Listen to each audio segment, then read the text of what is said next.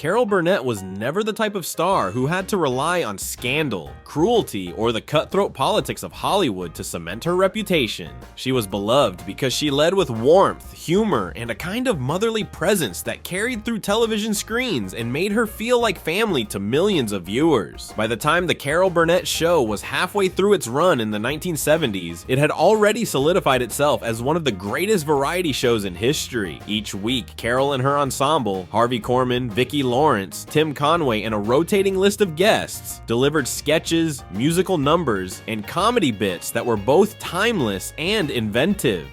It's a beautiful night, isn't it? Oh, yeah. It's great to be alive. How would you know? Starlight, star bright, first star I see tonight. Make a wish. I did. Well, I hope it comes true. We'll find out later.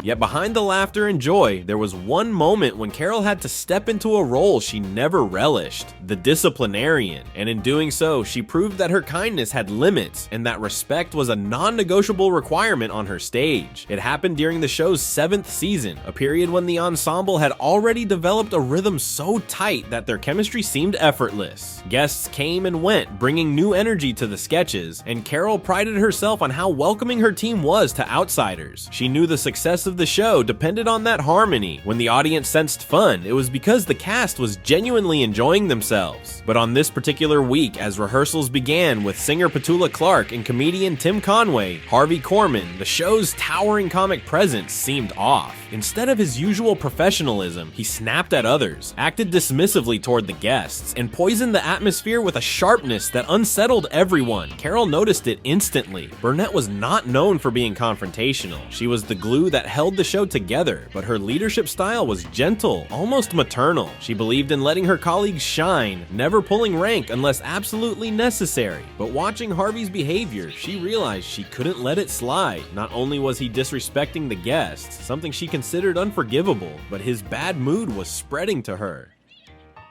During the live taping, she found herself flubbing lines and missing beats, distracted by the tension that had seeped into the room.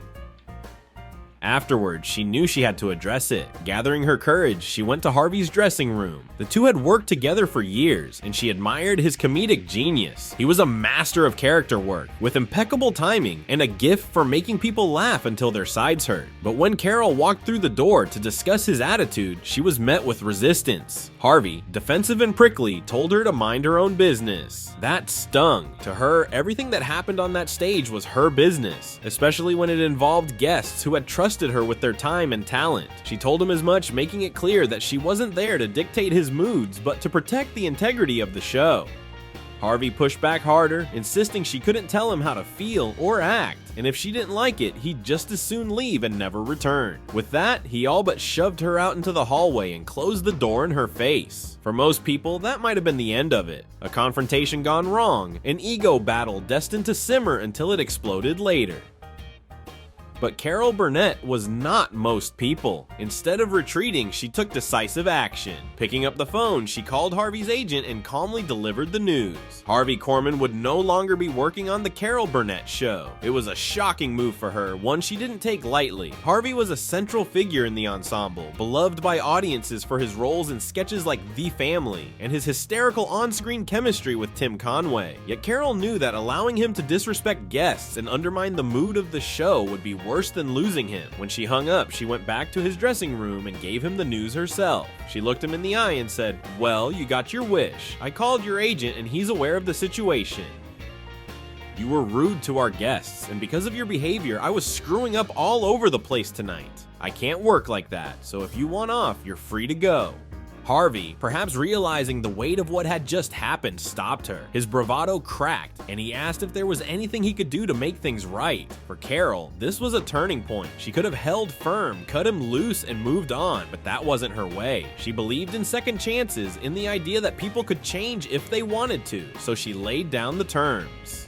When he came back, she told him he had to be cheerful. He could never again be nasty to a guest or crew member. Everyone had moods, she acknowledged, but professionalism meant leaving them at the door. And then with a touch of her signature humor, she added, "In fact, it would tickle me pink to see you skipping around and whistling in the hall." It was a challenge disguised as a joke, a way of saying, not only do I expect you to improve, I want to see you go over the top in showing that you're better than this. Carol left that night unsure of what the next day would bring. Would Harvey storm off permanently, humiliated by being disciplined? Would he return sullen, fulfilling his contract but seething under the surface? Or would he accept the terms and truly change? On Monday, she got her answer. As she walked down the hall, Harvey appeared with a huge smile on his face. Without a word, he broke into a skip, whistling and dancing his way down the corridor toward her office. Carol doubled over with laughter. The man who had been so sour days earlier was now gleefully clowning around, proving that he had taken her words to heart. True to his promise, he never again brought that kind of negativity to the set. From that moment on, he was transformed.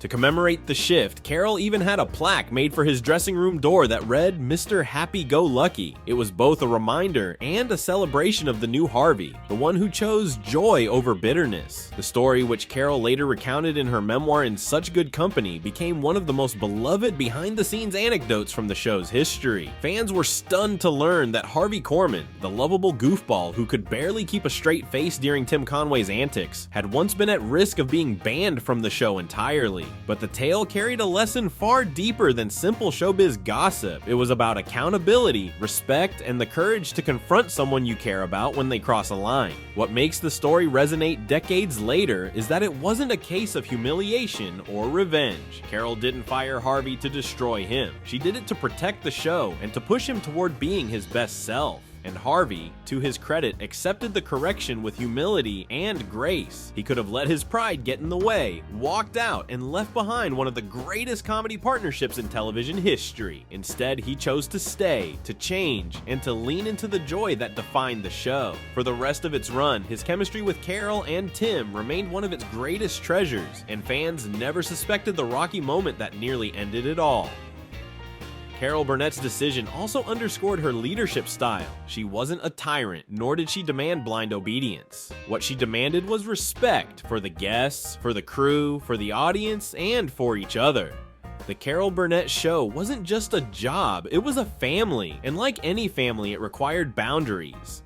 By drawing that line with Harvey, she showed everyone around her that no one, not even the biggest stars, was above the rules of kindness. Years later, when she told the story, Carol laughed at the memory of Harvey skipping down the hall like a schoolboy. But beneath the humor was pride. She had stood up for herself and for the integrity of the show, and in doing so, she had helped someone she cared about become better. It was proof that confrontation, when done with clarity and compassion, could yield not resentment, but growth. In the end, the headline might read that Carol Burnett once banned a celebrity from her show, but the truth is more nuanced. She didn't exile Harvey to punish him. She drew a line, enforced it, and then welcomed him back when he chose to step over it in the right direction. Their partnership endured, their comedy flourished, and the world got years of joy from their collaboration. And all of it came from one decisive moment when Carol Burnett, the woman who rarely confronted anyone, decided enough was enough.